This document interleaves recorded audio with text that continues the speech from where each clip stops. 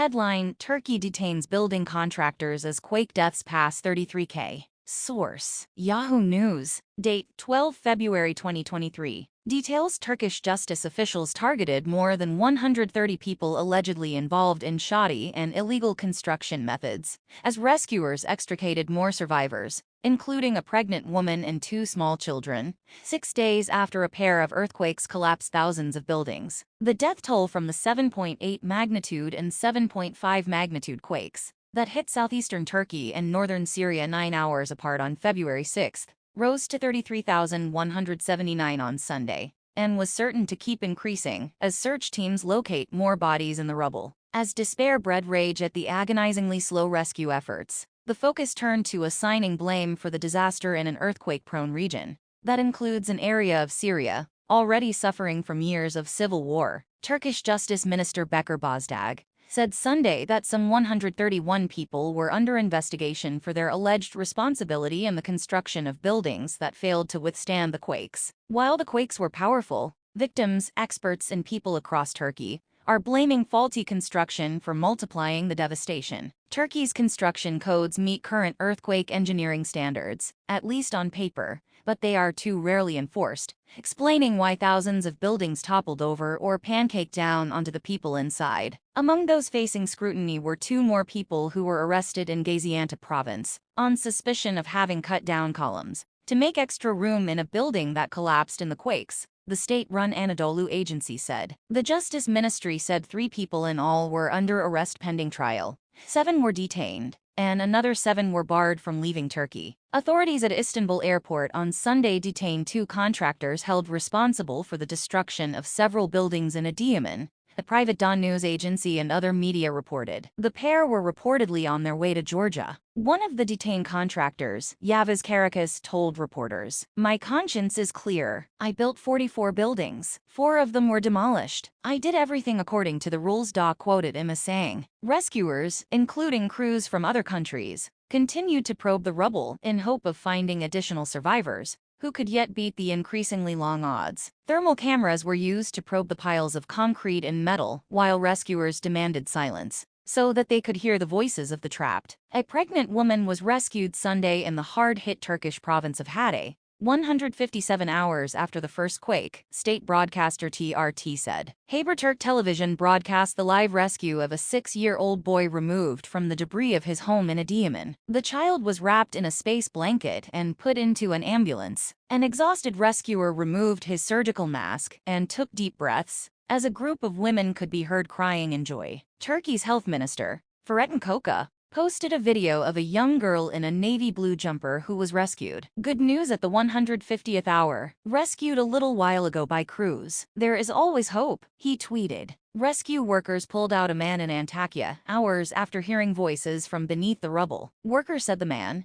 who appeared to be in his late 20s or 30s, was one of 9 still trapped in the building. But when asked whether he knew of any other survivors, he said he hadn't heard any voices for 3 days. The man weakly waved his hand as he was passed hand to hand on a stretcher, as workers applauded and chanted, "God is great." A team of German and Turkish relief workers rescued an 88-year-old woman alive from rubble in Kirikin, German news agency DPA reported. The efforts of a team of Italian and Turkish rescuers also paid off when they removed a 35-year-old man from the wreckage in the hard-hit city of Antakya. He appeared to be unscathed as he was transported on a stretcher to an ambulance, private NTV television reported. Overnight, a child was also freed in the town of Nizip, in Gaziantep, state-run Anadolu agency reported, while a 32-year woman was rescued from the ruins of a 8-story building in the city of Antakya. The woman asked for tea as soon as she emerged, according to NTV. In Kahramanmaraş, near the epicenter of the first quake,